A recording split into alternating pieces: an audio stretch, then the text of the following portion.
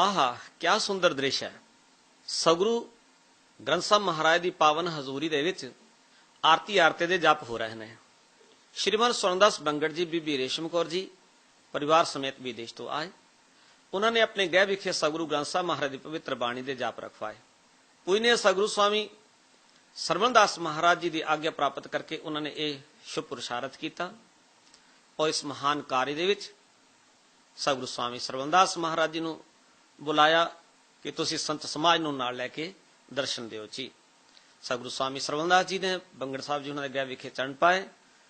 सगुरु ग्रंथ साहब महाराज की पवित्र बाणी के पोह पैण तो उपरंत सगुरु ग्रंथ साहब महाराज जी स्वरूप गुरु ग्रंथ साहब गुरुद्वारा साहब विखे और डेरा सचखंड बल्ला विखे पहुंचाए गए। उपरंत लंगर दीआं सेवावां निभाईआं गईआं। श्री अखंड पाठ साहब के भोग दे आईआं संगतां दे वास्ते लंगर दीआं तैयारियां कीतीआं जा रहीआं ने। सेवादार लंगर तैयार करन विच लगे हुए ने।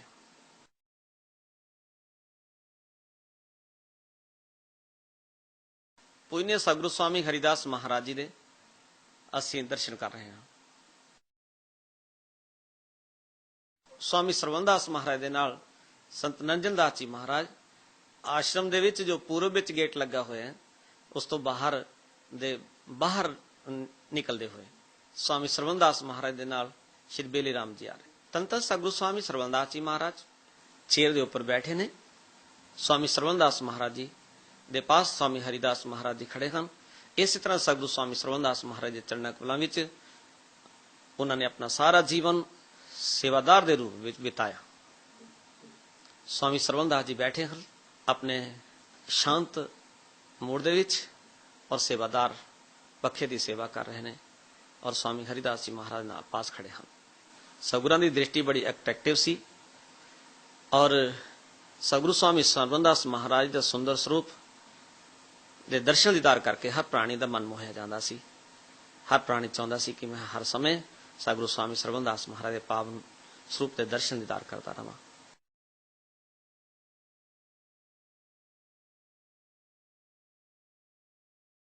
श्री 108 स्वामी हरिदास जी महाराज निशान साहब के पास खड़े हैं और एक पासे संत नंजन दास जी महाराज और सेवादार। स्वामी सरवणदास जी महाराज जदों खुला समा उन्होंने पास होंदा तो अपने चेयर से बैठ जाते सन और प्रेमी संगतां उन्होंने चरणा कमलों में दोनों पासे सज जांदियां सन और अपनी अपनी फरियाद सगुरु स्वामी सरवणदास जी को सुनाया करते सन। इस समय सगुरु स्वामी सरवणदास महाराज नाल सगुरु स्वामी हरिदास महाराज जी खड़े हैं और पिछे प्रेमी संगतां खड़ियां ने। पूजनीय स्वामी सरवणदास महाराज जी दे दर्शनदार करदियां होइयां प्रेमी संगतां वो प्रेमी जन जिन्हां ते सगुरु महाराज जी ने अपार बख्शिश की, जिन्हां सगुरु महाराज ने अमृतमय उपदेश सुना के उन्होंने जीवन में परमात्मा का नाम भर दिता और सच्चा सुच्चा जीवन बतीत करने का रास्ता दिखाया। शराबा पीण वालियां तो शराबां छुड़वाइयां, अनंत प्रकार के नशे करने वालियां नूं नशियां तो वर्जित किया, प्रभु बंदगी तो बेमुख लोकां नूं कर बंदगी छाड़ मैं मेरा हृदय नाम समार सवेरा का संदेश सुना के प्रभु बंदगी विच लगाया। अज सगुरु स्वामी सरवणदास महाराज जी दे प्रेमी जन अज सारे विश्व विच हैं और उस सगुरां दे जो विचारां दसियां, जो उन्होंने याद करवाइयां, जो जिंदगी दे असूल वधिया सगुरु जी ने सुनाए, उन्हां दी चर्चा सारे संगतां दे विच करदे हां।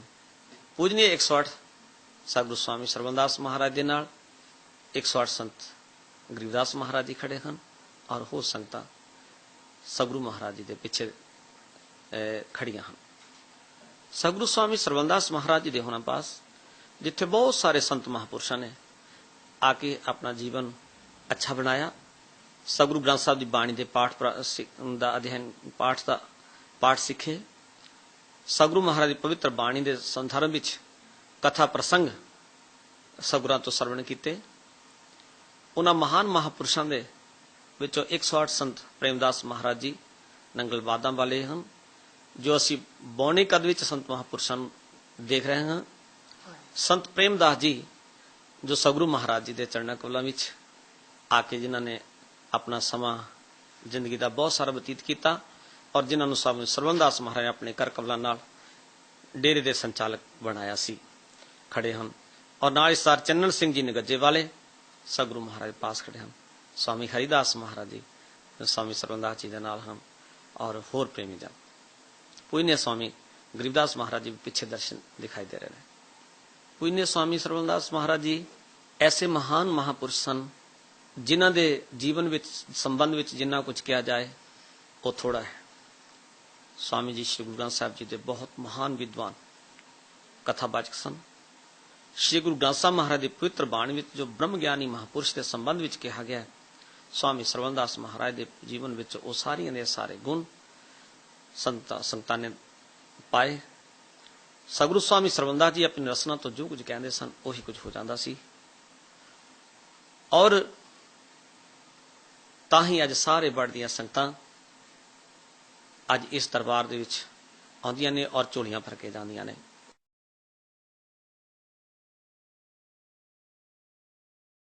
एक बार बंगड़ साहिब जी हरमंदर साहिब के दर्शनदार करने वास्ते गए। उन्होंने नाल पूजनीय 108 स्वामी गरीबदास महाराज जी हैं और श्री संतराम कंग ते उन्हों का परिवार श्रीमान स्वामीदास बंगड़ जी हैं और कंग साहब जी के बच्चे और उन्होंने जीवन साथी हैं। पूजनीय सतगुरु स्वामी गरीबदास जी महाराज प्रेमी सेवादारां दे नाल दरबार साहब विखे इशनान करते, हरमंदर साहब सरोवर दे विच इशनान करते हुए रामदास सरोवर नाते सब उतरे पाप कमाते, निर्मल होए कर इशनाना, गुरपूरे कीने दाना, सब कुछ खेर प्रभु हारे, सही सलामत सब थो को बारे, गुर का शब्द विचारे रहाओ, सात संग मा लाथी पार ब्रह्म भयो साथी, नानक नाम ध्याया आदि पुरख पाया। सतगुरु सरवणदास महाराज जी दे पावन दरबार दे विच लंगर दी प्रथा उदों तो ही चालू है जदों तो सतगुरु स्वामी बाबा पिपलदास जी इस दरबार विच आए। पहला कुछ घट गिनती में संगतां आया करदियां सन, हौली हौली निरंतर संगतां गुरु महाराज के चरणा कमलों विच आउण लगियां। अज इस दरबार विच असीं पुरब के समय लखां श्रद्धालु जिन्हां दे दर्शनदार करते हैं। सतगुरु स्वामी सरवणदास महाराज जी के समय विच लंगर की व्यवस्था दे असीं अज इस पिक्चर राही दर्शन दीदार कर रहे हैं। पंक्तां लगियां होईयां ने सतगुरां दे चरणां चों वरसाए मास्टर जग्गू राम जी, स्वर्गीय मास्टर जग्गू राम जी जो पिंड रायपुर रसूलपुर तो सन, सतगुरु जी के चरणा कमलों में सेवा में आके लगे और उन्होंने सतगुरु जी के चरणा कमलों में बड़बोलियां सेवावां निभाइयां हैं। तो मास्टर जग्गू राम जी संगतां नूं व्यवस्थित रूप में बैठाते हुए और संगतां तो सतनाम का जाप करवा रहे हैं। विचर विचर के संगतां विच घुमते हुए वो सतनाम का जाप करवा रहे हैं और लांगरी जन दौड़ दौड़ के सेवादार लंगर दीयां सेवावां विच दौड़ दौड़ के अपनी अपनी ड्यूटी निभा रहे हैं। लंगर बरताया जा रहा है और अज भी इस तरह सारिया संगतां नूं पंक्तां विच बैठा के सतनाम का जाप करवाया जाता है और सतनाम का जाप उन्नी देर तक चलता रहिंदा जो तक सारिया संगतां नूं भोजन नहीं बरताया जाता। जो सब संगतां नूं भोजन छकाया जाता है बरताया जाता है तो उसके बाद ही सारिया संगतां नूं भोजन छकण की आग्ञा दी जाती है। सतगुरु स्वामी सरवणदास जी महाराज ऐतवार वाले दिन विद्यार्थियों नूं स्कूलों तो बुला के भोजन छकाया करते सन और इस सेवा विच वो बहुत आनंदित सुनते सन, बहुत खुशी अनुभव करते सन।